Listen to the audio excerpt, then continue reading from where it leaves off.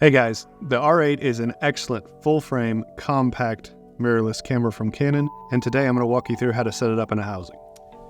Just got done shooting the 14 to 35mm mid-range zoom lens. I like this lens a lot. It's on the more expensive side, but it's very fast, and it's got that mid-range, that 14 to 35 rectilinear look, translates well underwater and is extremely useful above the water as well. So let's go ahead and just dive right into how I assemble my gear. The first thing I do is I'll grab that lens, and you'll notice that on the front of it has the writing from Canon, which is a white lettering. Now what you'll notice is if you put this behind a dome port underwater, the sunlight's going to come through the dome port, reflect off of those letters, hit the dome port on the inside, and then come back into the camera. Obviously that's going to show up in your image, not really something you're into. So the first thing I do is I will add the anti-reflection ring to the lens itself. And to do so, I'm just going to remove it from the backing.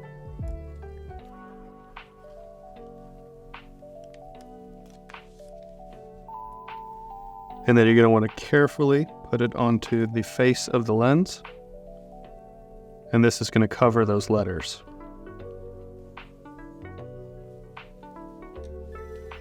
Alright, now that it's on my lens, I can basically keep that there indefinitely. Go ahead and set your lens to the side. Let's turn our attention to the housing. What I'm going to do for my system is I'm going to take the 1/20 plug out of this side hole, and I'm going to put in the accessory vacuum valve. What that's going to do is it's going to let me create a vacuum inside the housing.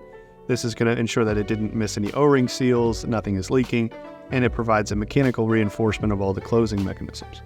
So to do that, all I have to do is take my 11/16 wrench and then loosen that plug from the hole. Once removed, I'm going to keep this with my spare parts. Take the housing, put it down on the port opening, lift the locking lever on the side of each of the lid snaps, lift up, release lock and lift up over the hook, take my back, I'm going to set it to the side for right now. And I'm going to go ahead and inspect that sealing surface of the 1/20 hole. I'm going to take the valve, remove the nut, and I'm going to take this valve and I'm going to place it inside that hole. And this is my opportunity to find where I want my release for the valve to be. I'm going to put it about right there. And then I'm going to start the nut on the inside.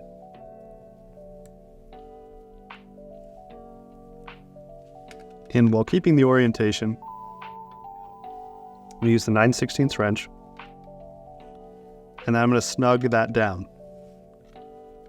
And here's where you want to make sure it's snug, but you don't want to over tighten it, because once that compression seal occurs, it is sealed. Okay, now that I have my vacuum valve installed, I'm going to remove the camera mount, which has a 1/4-20 screw, and that's going to thread into the bottom of the camera. Using a flat-headed screwdriver, I'm going to make sure that this camera mount is snug to the camera.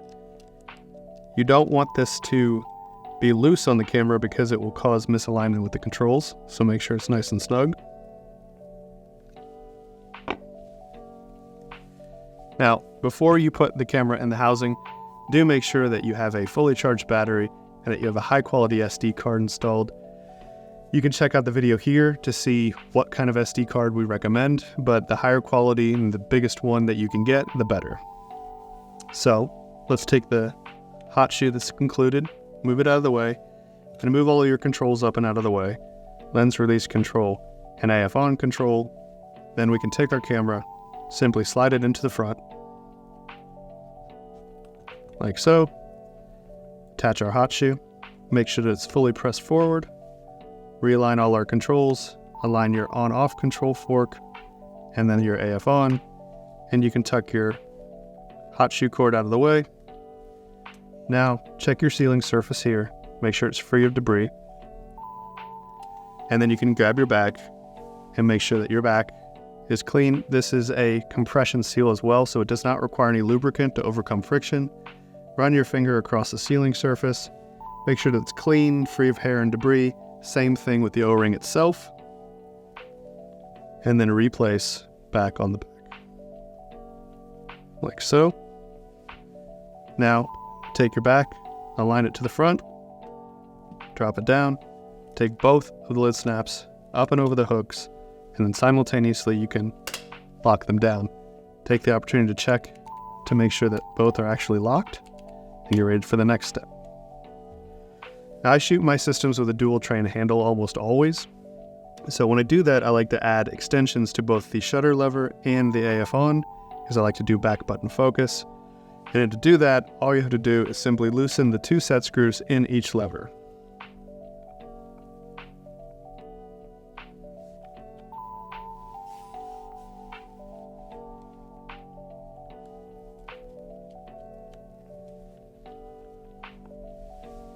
We're going to replace those levers with extensions. And I like to put the set screw in an area that I can get to easily. Same thing with the back button focus.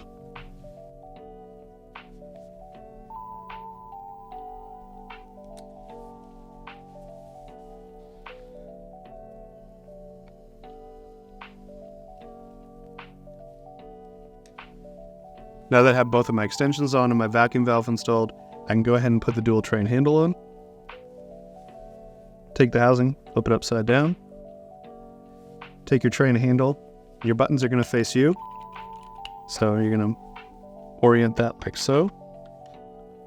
Align the holes with the feet on the bottom of the housing. Line up your 2 screws. Using a flat-headed screwdriver, I like to get both of them started before tightening them down. So that's nice and snug. Now, I have much more control over my housing. I also have 2 points for arms for strobes, and I'm good to go on to the next step. I'm going to remove the body cap from the camera. Keep that for spare parts. I'm going to take the zoom ring for that particular lens. I grab the lens, remove the back cap, make sure that it's clean on the front. Align the red line on the lens with the red line on the camera mount. Feed that down in. Now this is a friction fit against the 14-35, so you're going to feel that as you go in. And then once you feel it bayonet onto the camera body and click into place, you're ready to put the port on. But to do that, take some of the included Ikelite lubricant, a little bit between your finger and thumb, and then basically apply a small film of that around the port O-ring. What you're looking for is to apply a little bit of the lubricant and also feel for any debris or hair that might be there. And then you're going to take your port, make sure that the 3 thumb screws are backed out and not protruding to the inside diameter, and then on the sealing surface around that same finger across there, and you can feel for any debris or hair that might be there. Take the drive gear and align it so that it'll be on your left hand, which will be over here. Place down over your lens, and then simply press down until it seals, and then finger tighten each of the 3 thumb screws. No need to use a tool here. This is just retaining the port. Take an opportunity to turn your drive gear and make sure that your lens is zooming. And we are, so we're good there. Take an opportunity to take a picture. Make sure you have card installed. Make sure that you're recording. And last but not least, we'll create a vacuum inside the housing. To do so, push the button, release the cap, insert the barbed end of the vacuum pump, and then pump your housing until you get to 10 on the gauge. Now the number that you choose is not critical. What is critical is that number doesn't move. What you're looking for is that the number stays, that the needle stays at the number you've chosen, and then that way you know that you're not leaking air and therefore you will not be leaking water. Now if you have the opportunity, set this up, remove the barb, leave it under a vacuum, replug the valve, Make sure you don't go diving without the valve replugged. Let this sit. Now you can set it for 15 minutes, 20 minutes, something like that. Come back, reinsert the bulb, watch the needle jump back to where you pumped it to. Or if you have the opportunity, let it set overnight, check it the next morning. Now what you're also going to want to do is actually dive with it under a vacuum. We have a lot of customers who go to the trouble, create the vacuum, and then release it. But what you're going to really do is actually dive with it under the vacuum. It's not going to hurt anything. It's actually going to provide a reinforcement to all the closing mechanisms. And from that point, you're ready to get in the water. If you have any questions, comments, shoot us a comment down below or fire us an email at ikelite@ikelite.com.